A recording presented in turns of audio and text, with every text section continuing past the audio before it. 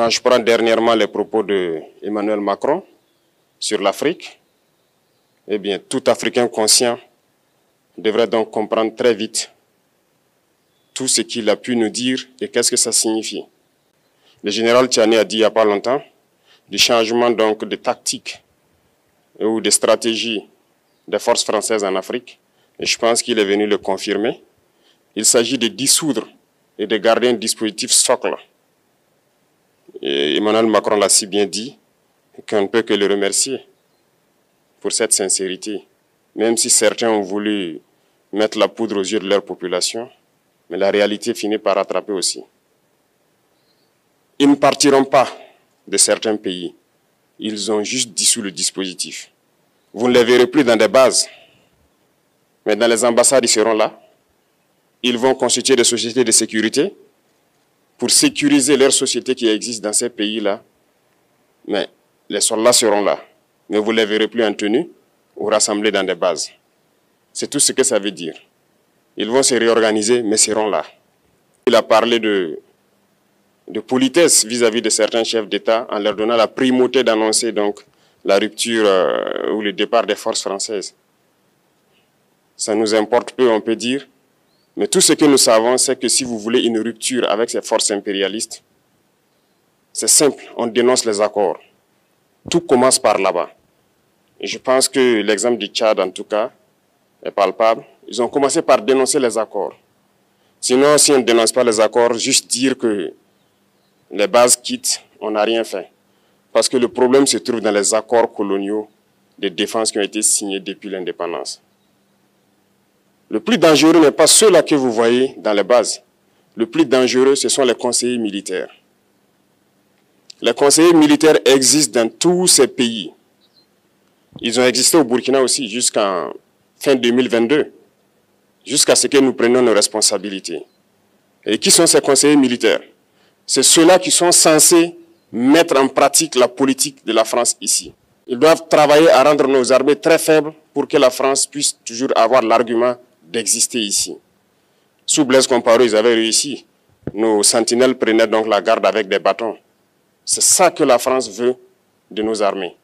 Lorsque nous arrivons à cette étape, nous n'avons pas le choix que de vouloir qu'ils viennent s'installer. Mais l'armée burkinabé a réussi à un moment donné à se débarrasser des conseillers militaires.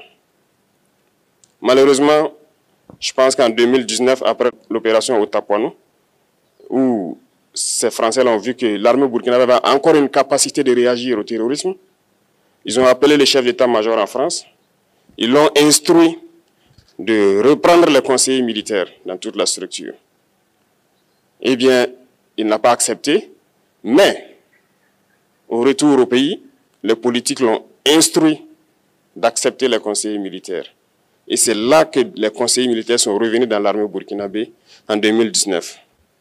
Avec toutes les conséquences qu'on connaît, l'armée était en train de disparaître dans les années 2020-2021. Et d'ailleurs, c'est le moment où beaucoup de militaires ont dû déserter parce qu'il n'y avait plus d'espoir. On était en train de s'effondrer. Voilà un peu comment ils travaillent.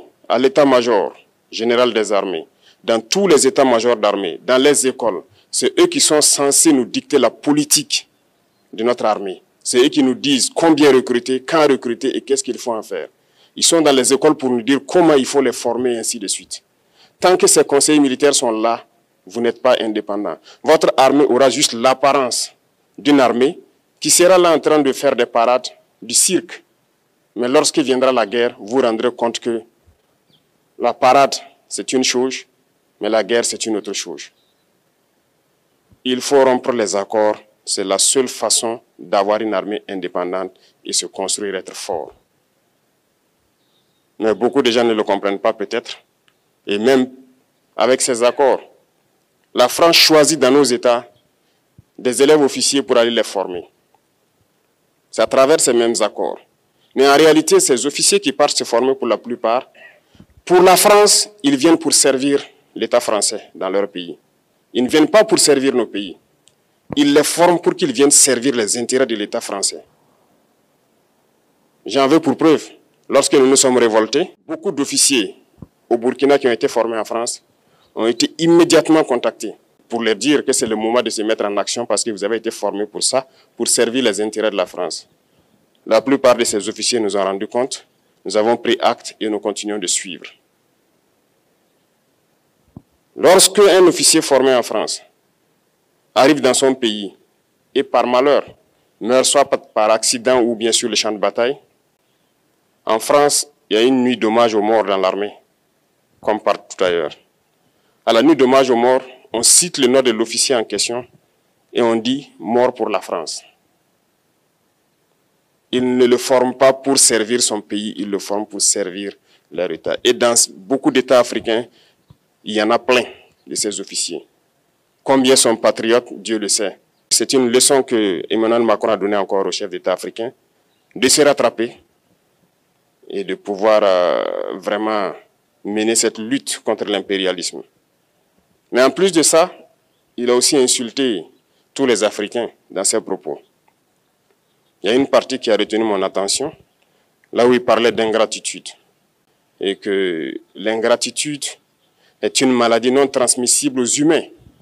Lui, il est humain, notre ingratitude n'est pas transmissible à lui. Voilà comment ce monsieur voit l'Afrique, voit les Africains. Nous ne sommes pas des humains à ses yeux.